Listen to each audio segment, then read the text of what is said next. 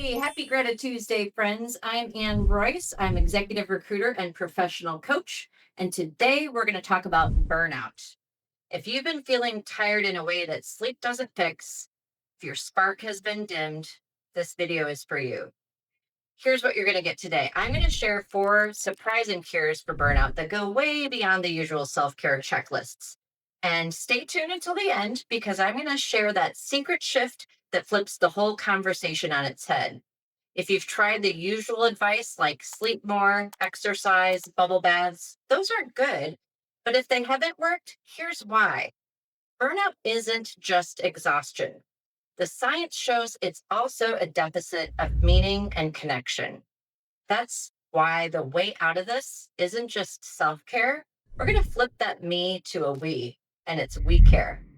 Burnout shows up when output outweighs input for far too long. When you're pouring out energy, but nothing meaningful is pouring back in. Psychologists Christina Maslach and Michael Leiter describe burnout as exhaustion, cynicism, and loss of accomplishment. In other words, it's not just your tiredness, it's losing your spark of connection and meaning. So if you felt it, you're not broken. You're not lazy, you're human. Allow me to take you back to the early days of my career when I was just brand new fledgling recruiter. I was the new kid, and you know what that means. I got all the grunt work that nobody else wanted to do. A lot of just administrivia that I felt like anybody else could do. And on days when I just wanted to pull my hair out, I would get up and go for a walk. And I would do this little mantra in my head like, you're learning, you're growing. You're learning, you're growing. This is your first job. It's okay. You're learning, you're growing. One day I bumped into a gal who had an office just around the corner and we hit it off. And it turns out she was going through the same thing.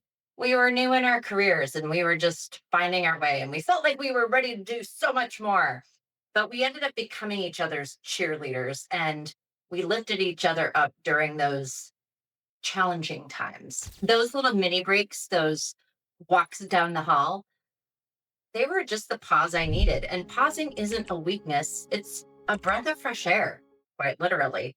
I started celebrating the little things like standing on my own 2 feet. I was earning my own paycheck. I was learning skills that would serve me later. And eventually I was getting the groove. And then I got promoted. And next thing you know, like, not kidding, I actually ended up hiring that friend of mine from down the hall. And we ended up building a culture built on purpose. Meaning doesn't always show up in an obvious way. I think most of us can relate to those early grunt work kind of jobs where it seems kind of pointless and meaningless. But when you enlist the help of and support from friends, and when you try to look at the bigger picture, and it is meaningful that you're able to be a productive member of society by paying your own bills, etc. Those little building blocks get you through each day. And when you feel that connection with someone else, it just helps to grow. So find your meeting or grow your meeting, create it. The third cure for burnout is awe. Neuropsychologist Dr. Lisa Miller has shown that awe literally rewires the brain. It pulls us out of stress loops and helps us reconnect to perspective. One Tuesday night not long ago, actually, it was in the middle of the summer. It was a busy work season.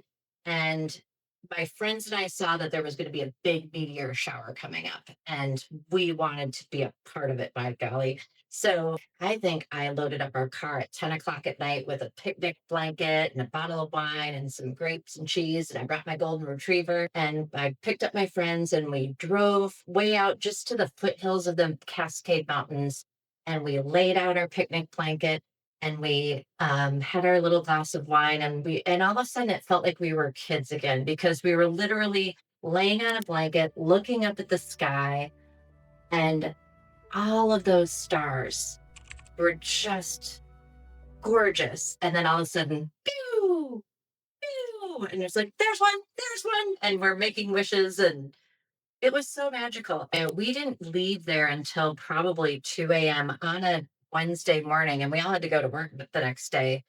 But one of my friends texted me later and said that was just the medicine that she needed because she had been feeling very stressed out.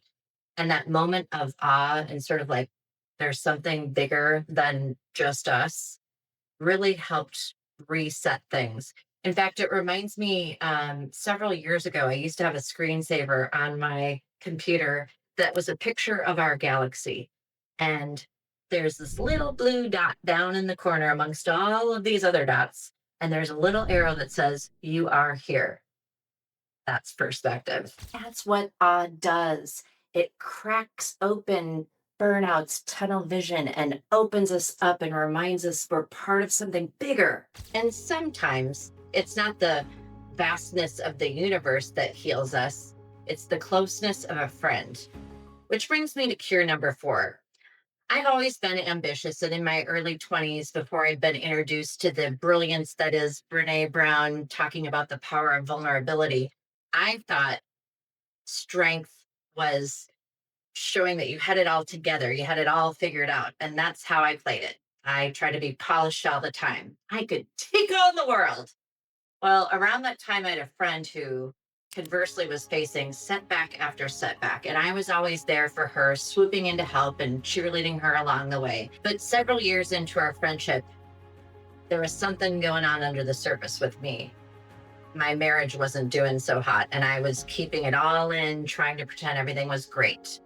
Everybody from the outside thought we had the ideal couple situation and everything was rosy, but it was not. And finally, I hit my burnout stage and needed to confide in someone. And I confided in this friend.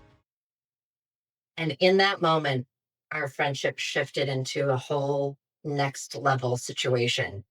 For once, she got to be the one to comfort me. I mean, everybody needs to feel needed, right? And as we get older, we all realize, you know what? We don't have it all together. All of us are just trying to figure out this thing. And it's actually a gift to be able to be vulnerable and let someone else help you. And what a relief it is to have that support. And that brings us to the final cure in this video. And believe it or not, sometimes it's not about what we need, even when we're burned out. It's what we give. Most of the advice out there says, fill your cup, put that mask on before you help someone else. Self-care, self-care, self-care. So here's where we're going to flip the script. What if instead of about me, we start thinking about others? Let me give you an example. Several months ago, we were in a really busy recruiting season, so much so that I didn't have time to go to the grocery store. I was ordering takeout, but finally one day I'm like, I need to go shop for myself. So I go to the grocery store and I get my salmon and my asparagus and I meander over to the flower section and I happen to notice these lavender colored tulips.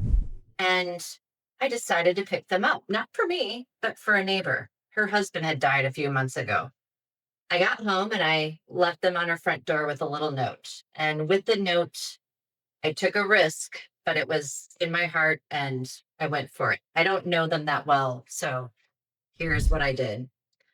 I wrote to her that Don, her husband, had given me a nudge from the great beyond to pick those up for her.